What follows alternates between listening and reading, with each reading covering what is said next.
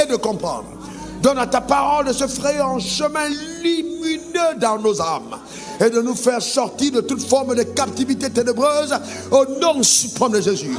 Merci pour la guérison, merci pour la restauration, merci pour les diverses bénédictions transportées par la puissance de ta parole. Honneur et gloire à toi. Au nom suprême de Jésus, nous avons prié et que l'assemblée dise Amen 3 fois. Amen, amen, amen. Assieds-toi dans la présence du Seigneur. Ce matin, j'aurai besoin de ta pleine attention parce que le thème du message que nous allons aborder aujourd'hui et sûrement dimanche prochain est d'une trop grande profondeur. Triompher, nous allons parler de libérer des prisons de l'âme. Libérer des prisons de l'âme. Alléluia. Luc 4, verset 11 à 21. Il se rendit à Nazareth, parlant de Jésus où il avait été élevé, et selon sa coutume, il entra dans la synagogue le jour du sabbat. Il se leva pour faire la lecture.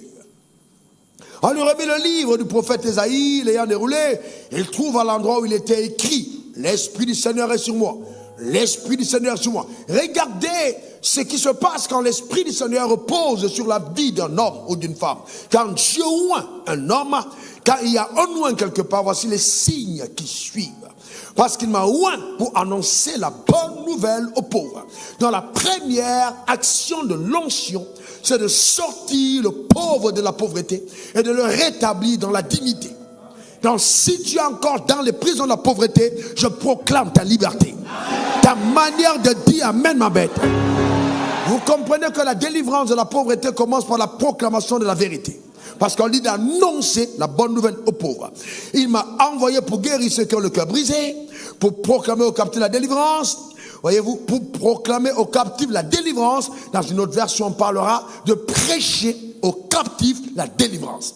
Donc le service de délivrance, voyez-vous, c'est pas, la délivrance c'est pas simplement quand on dit on va aller dans la salle, on va prier, on va délivrer, feu, feu, feu, non. Et il y a des messages, quand vous les écoutez, la délivrance se produit en vous. Quelque chose se passe parce que la délivrance se prêche. Ta manière de dire Amen m'embête. Il y a des démons qui s'en vont et qui vont partir en écoutant ce message. Aux aveugles le recouvrement de la vue pour envoyer libre les opprimés. Pour publier une année de grâce du Seigneur. Ensuite, il roula le livre et le remit aux serviteurs et s'assit. Tous ceux qui se trouvaient dans la synagogue avaient les regards fixés sur lui. Ce que j'exige de vous maintenant, c'est que vos regards soient fixés sur moi. Alors il commença à leur dire, aujourd'hui, cette parole de l'écriture que vous venez d'entendre, c'est accompli. Dans la véritable délivrance s'opère par la prédication de l'évangile. Il y a une onction surnaturelle qui accompagne la parole quand elle est dite par quelqu'un que Dieu a choisi, quelqu'un qui est oint de Dieu. La délivrance se produit. Psaume 107, verset 20, il envoya sa parole et il les guérit. Il les fit échapper de la force. Donc ce message a pour but de te faire sortir des prisons invisibles de l'âme pour te permettre de jouir pleinement de la rédemption. Donne-moi ton meilleur Amen. Nous avons tellement de témoignages de la puissance infaillible de Dieu. Vous en lisez 2 récents. Daddy, bonjour. Vraiment, vous êtes un réservoir de connaissances divines. Dieu vous a vraiment, après vous avoir écouté votre prédication, on n'a plus besoin qu'on puisse nous imposer la main. La délivrance opère immédiatement. Je bénis le nom de Jésus qui m'a fait cette faveur de vous croiser. J'écoute les portions de vos conférences sur TikTok et en une fraction de seconde, j'apprends beaucoup et je suis richement béni. Amen. Ça c'est un témoignage qui vient de quelqu'un de la Côte d'Ivoire.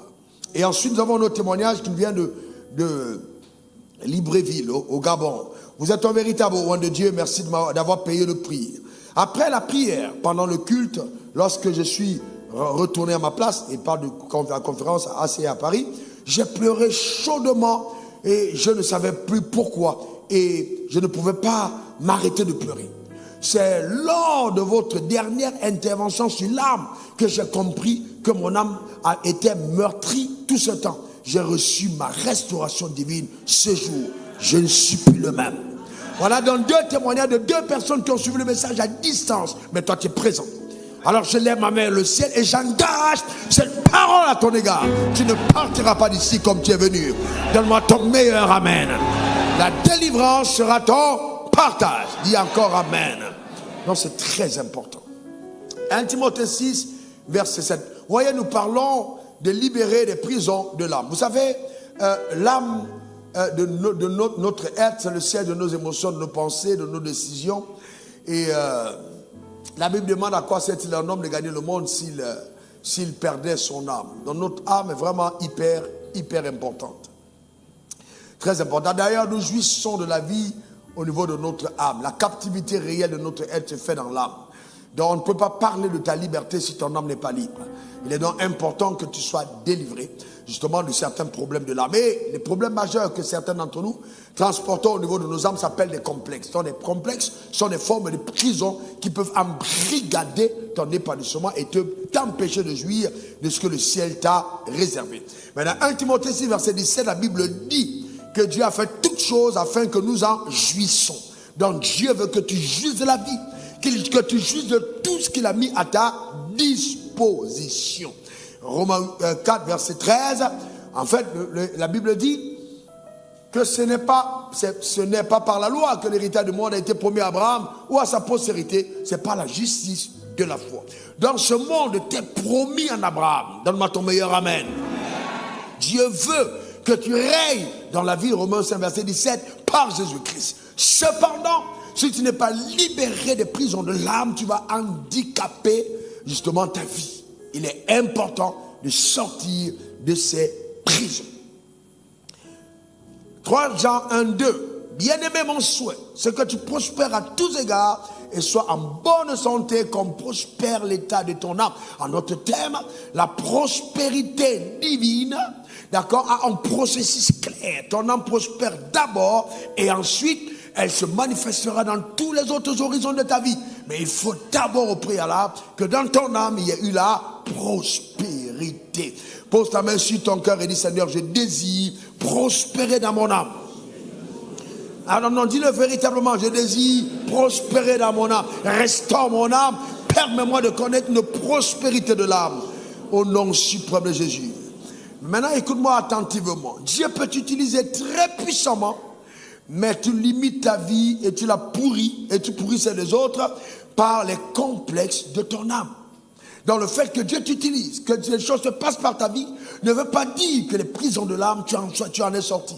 Tu peux pourrir ta vie et pourrir celle des autres par les complexes de l'âme. Quand vous vivez auprès de personnes complexées, je vous garantis, la vie n'est pas facile. Nous allons pendant ce message lister 7 complexes majeurs qui causent des problèmes sérieux au niveau de l'église. On va s'attarder sur le complexe de Caïn. Et ensuite, on continuera pour parler d'un homme que Dieu a utilisé puissamment, appelé Jean-Baptiste. Mais qui, à cause des complexes qu'il a eu dans sa vie, a limité un pan de son ministère. Jésus a dû corriger son discours. Amen, afin de rétablir la vérité à son propre sujet. Le complexe est nocif et dangereux. Ma prière, c'est que chacun d'entre nous en soit véritablement délivré. Donc il y a des complexes, mais c'est au niveau de l'âme. Psaume 23, versets 1 à 3.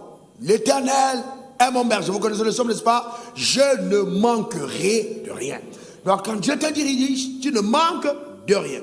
Il me fait reposer vers des verts pâturages. Il me dirige vers des eaux paisibles. Verset 3. Il restaure mon âme, il me conduit dans les sentiers de la justice à cause de son nom. Ça veut dire que quand Dieu restaure ton âme, il ramène ton âme dans les voies de la justice. C'est-à-dire que ce qui habite ton âme, tes pensées, tes résolutions, tes décisions, ont pris le fondement sur ce qui est juste et non sur des bases fausses et malsaines.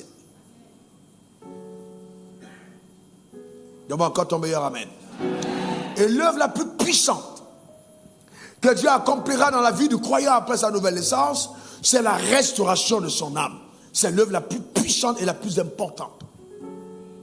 Hélas, au lieu que les gens affectionnent la restauration de leur âme, nous passons beaucoup de notre temps dans nos églises charismatiques à tout ce qui est émotif. Nous pouvons maquiller certains problèmes de nos âmes par l'émotion. L'émotion n'est pas synonyme de transformation.